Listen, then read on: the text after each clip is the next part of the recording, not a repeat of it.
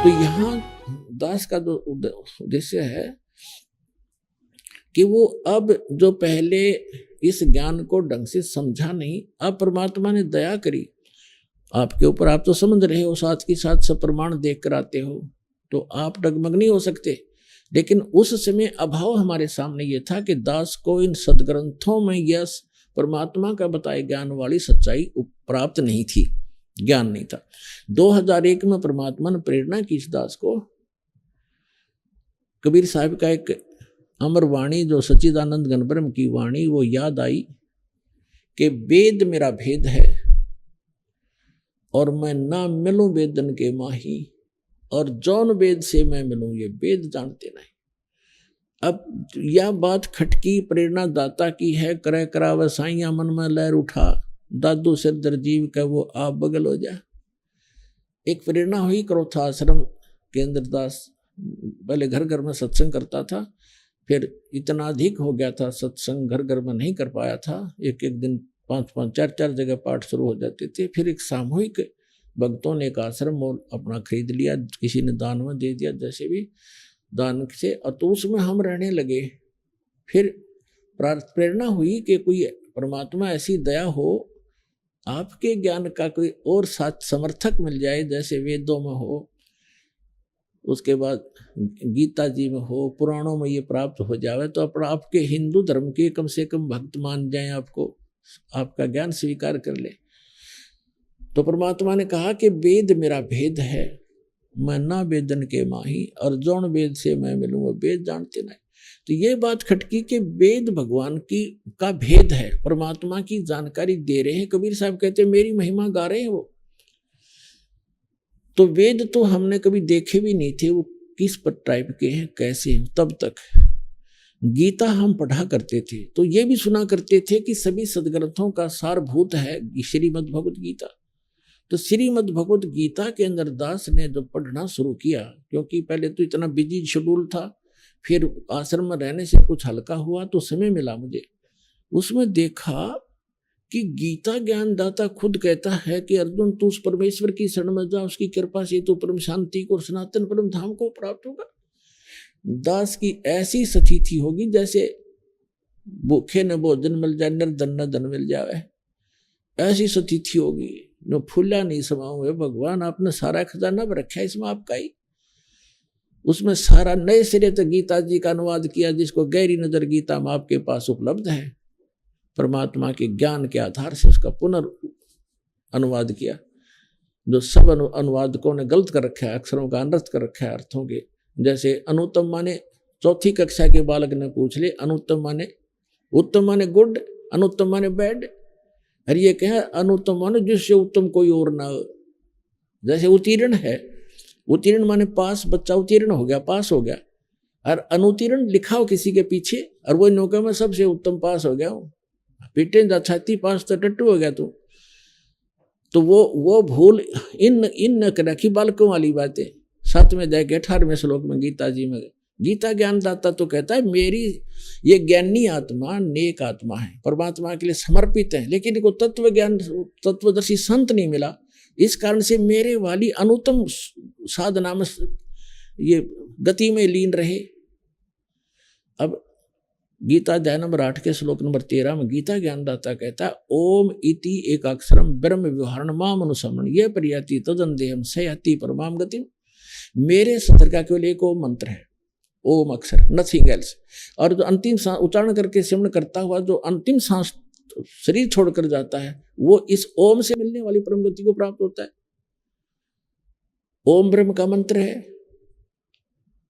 इस सरपुरुष का गीता ज्ञानदाता जो श्री कृष्ण में प्रवेश करके बोल रहा है, और ब्रह्म का साधक ब्रह्मलोक में जाता है। 8वें अध्याय के 16वें श्लोक में कहा कि अर्जुन ये ब्रह्मलोक पर्यंत, ब्रह्मलोक में गए हुए प्राणी भी जन्म मृत्यु में आते हैं। 18वें अध्याय के 66वें श्लोक में कहा कि इसलिए तो अर्जुन सर्वभाव से उस परमेश्वर की शरण में जा, उसकी कृपा से तो परम शांति को और सनातन परम धाम को प्राप्त होगा।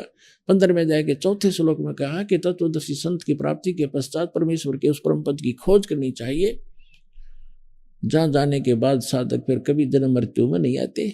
और गीता अध्याय नंबर 2 श्लोक नंबर 12, गीता अध्याय नंबर 4 श्लोक 5 और 9 में, गीता अध्याय नंबर 10 श्लोक 2 में ये स्पष्ट कहता है गीता ज्ञानदाता, तुम तेरे और मेरे बहुत जन्म हो चुके, तू नहीं जानता।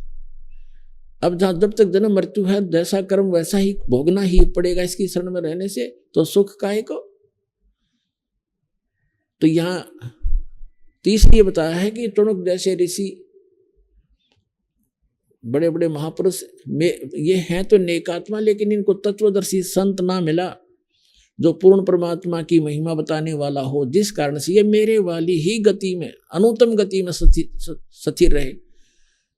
अनुत्तम माने घटिया, गति बेकार की, क्योंकि जन्म मृत्यु मिटता नहीं, जैसा कर्म हो वो सारे भोगने पड़ेंगे, नरक भी, स्वर्ग भी, गधे भी, कुत्ते भी, सारा बनना पड़ेगा, फिर घटिया ही है।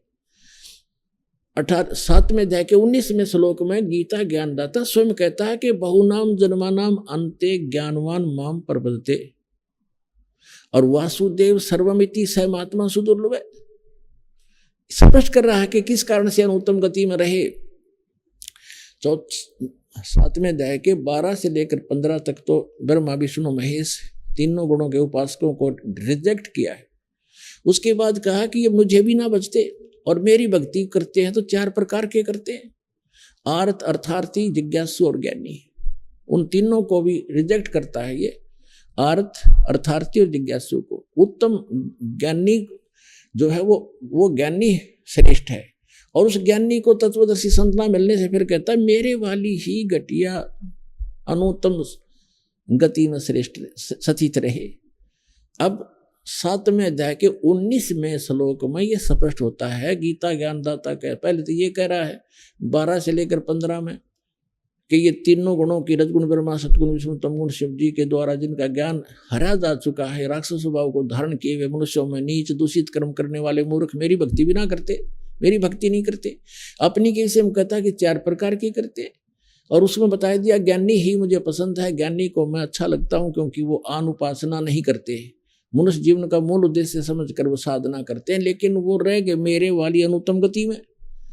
क्या कारण क्या था बता रहा है 7वें अध्याय के 19वें श्लोक में स्पष्ट कर रहा है कि बहुनाम जन्मानाम अन्ते ज्ञानवान माम प्रपद्यते, बहुत बहुत जन्मों के अंत के किसी जन्म में ज्ञानी आत्मा मेरी भक्ति करते ब्रह्म की, अन्यथा वो और पूजाओं पर लगे रहते हैं, नीचे के देवताओं की या अन्य क्रियाओं पर करते रहते हैं।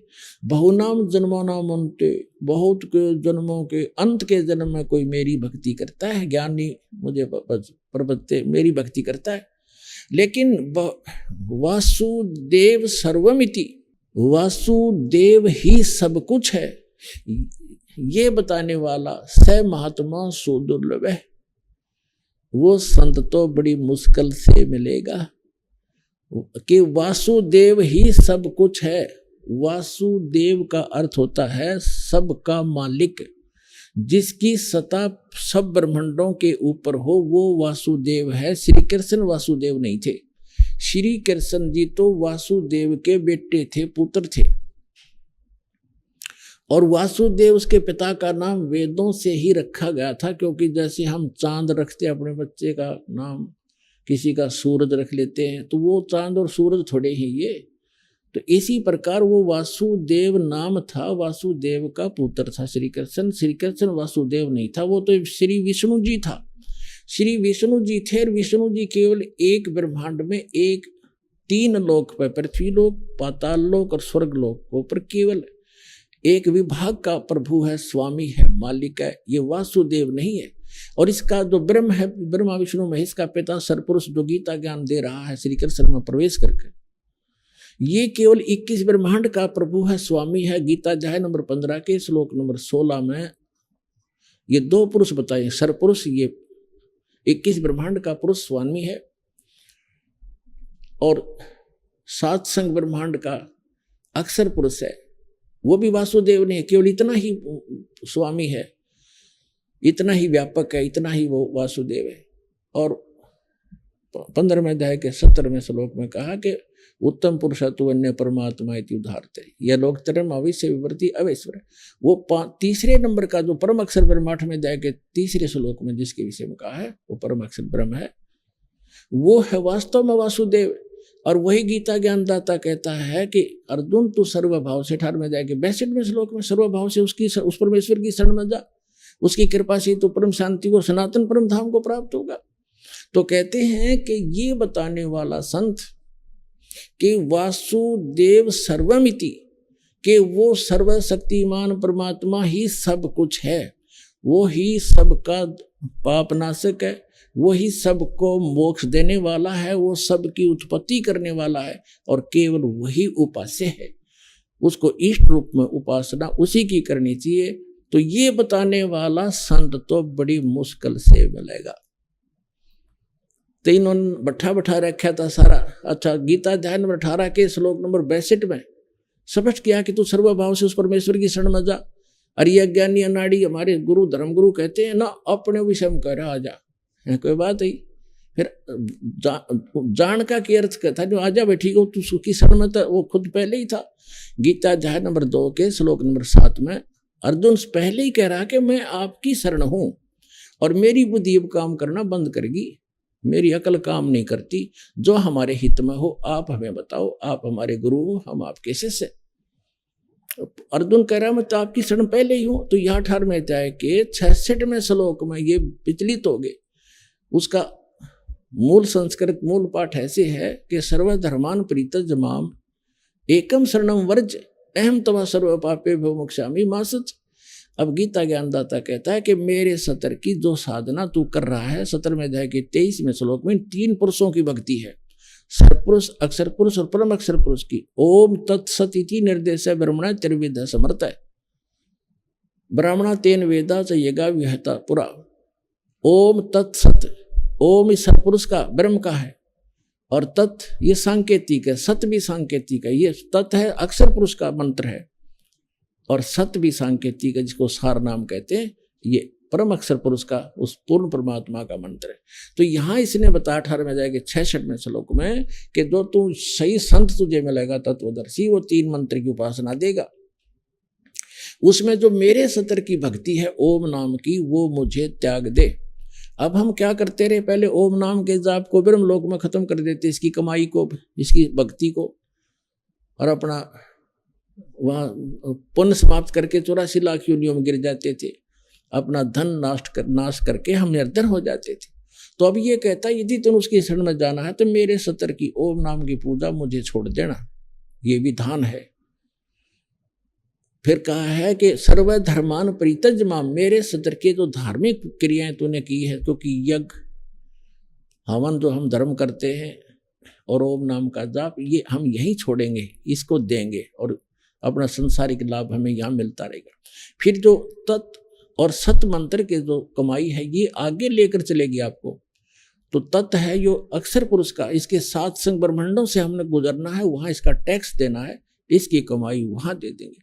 और तीसरा जो सारनाम है सत्य, जिसको गीता में श्लोक 17 के 23 में कहा है, वो सत्य ओम तत्सत, जो सत्य है वो है सारनाम, वो है परम अक्षर ब्रह्म का, उस सत्य पुरुष का।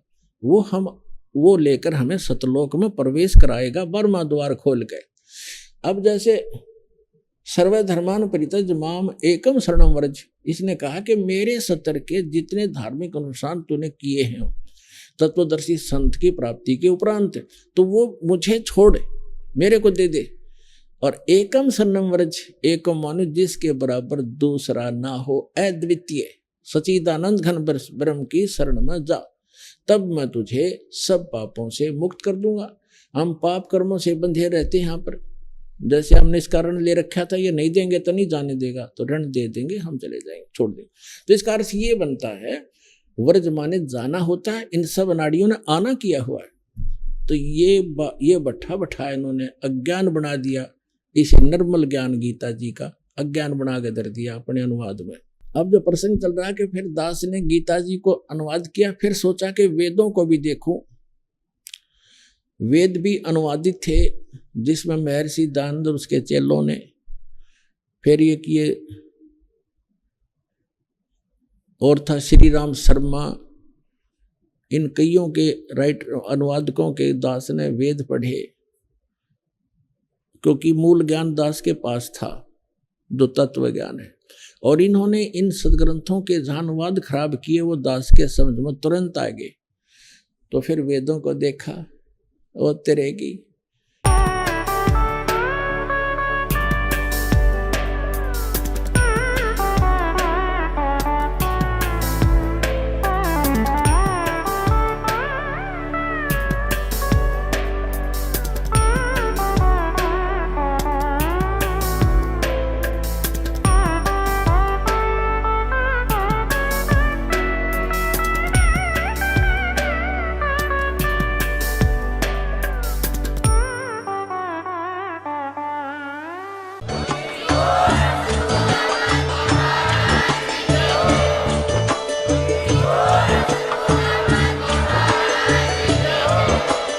आप सुन रहे थे जगत गुरु तत्वदर्शी संत रामपाल जी महाराज जी के मंगल प्रवचन। अधिक जानकारी के लिए विजिट कीजिए हमारी वेबसाइट www.jagatgururampalji.org। संत रामपाल जी महाराज जी के शुभ आशीर्वाद से पूरे विश्व भर में 500 से भी ज्यादा नाम दीक्षा केंद्र हैं, जिन पर संत रामपाल जी महाराज जी द्वारा ऑनलाइन निशुल्क नाम दीक्षा दी जा रही है। अपने नजदीकी नाम दीक्षा केंद्र का पता करने के लिए संपर्क करें 8222880541।